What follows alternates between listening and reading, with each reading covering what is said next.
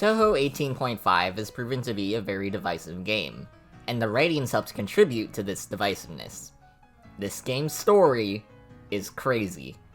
And I don't mean in the mind-blowing new lore revelation kind of way, more so in a what is even happening kind of way. This video will have spoilers for Touhou 18.5, of course.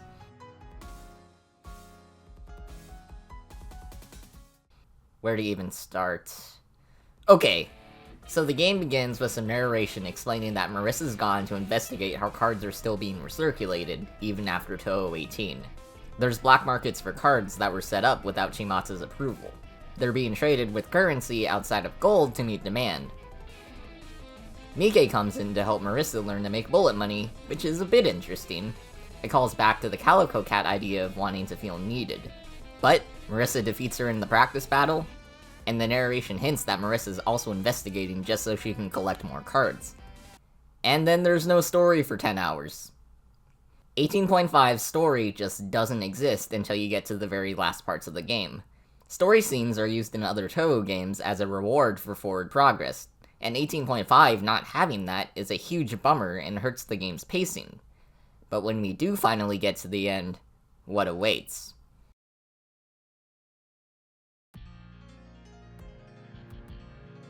The last market gives us a level with new rules. You can't buy items in between waves. That's intriguing. We get to the end and see the person everyone expected, Chimata. Marisa asks Chimata if she knows what's going on, and Chimata says she knows Marisa's having the time of her life at the black markets. Marisa says, no, I'm just, trying to investigate what's going on with the black markets. Like, who's setting them up, who's actually running them, and who's benefiting from them. Yeah! Chimata understandably doesn't believe Marisa, and fights her to see if she's lying or not.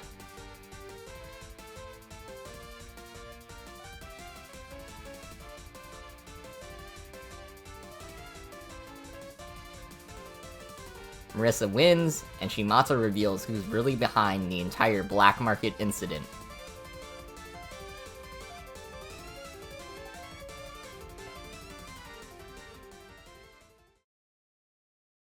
Takane Yamashiro. What?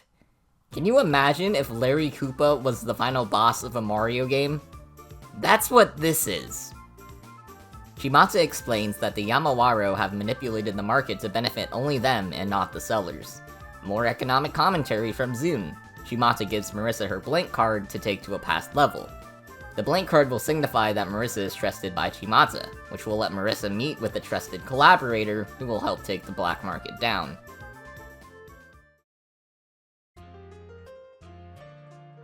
The blank card prevents markets from appearing between waves, continuing the challenge of Chimata's level.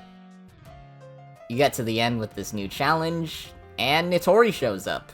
Marisa and Nitori are both surprised to see each other, mirroring the player's same reaction. Nitori vows to take down the market,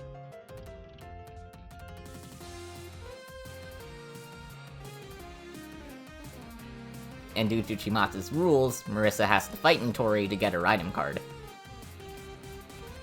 Marisa wins and gets a card that randomizes the prices of cards in black markets. She needs to take it to the hardest level of the game and get to the end to face Takane. Nitori says they'll celebrate at Hakure Shrine once Marisa is done. I really like Nitori's appearance here. We get to see her mention Takane for the first time. The rivalry the Kappa have with the Yamawaro is expanded, and we get to see more of her camaraderie with Marisa. The two of them really do feel like close friends, and we haven't really seen the pair together since Nitori's ending in 15.5. So Marisa takes this new card to the old market. The gameplay is changed once again. Instead of building up the existing mechanics the player's been learning, Zune instead chooses to give the player new ways to play the game. It feels like playing a post-game, except it's the final levels instead. The price shuffle card is a ton of fun. You end up getting super powerful cards for dirt cheap, so your build is likely more powerful than it would be with set prices. But you get to the end with this card and... Takane. It's really her. Takane comes out in panic from the price shifting. Prices are shifting from an outside hack that manipulates the market? Zune. But Takane tells Marisa she's trying to deal with the price fluctuations, and Marisa's just like, yeah, I did that. Amazing. Marisa gives a speech about stopping the Yamawaro from controlling the market, and Takane says, I guess we lose. I hereby surrender. What? Huh? I couldn't have said it better myself, Marisa. What is going on? Takane foresees that she'll lose to Marisa, and wants to avoid fighting? As a final boss? What? And Marisa doesn't take that for an answer.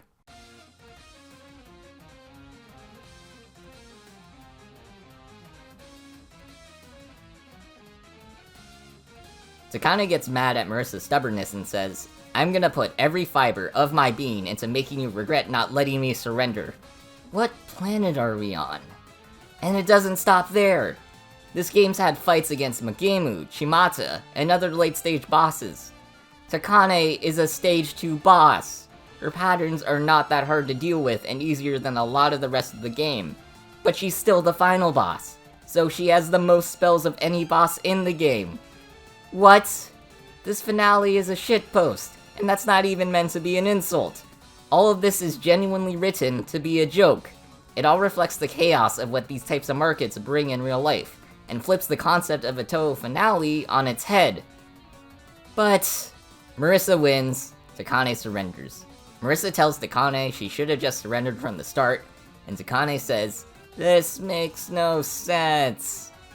Yeah, I agree. Takane says the Yamawaro will step out in the market and let it die out naturally. But Marisa asks Takane to keep it running for a little longer. Why? Because Marisa wants to collect all the cards.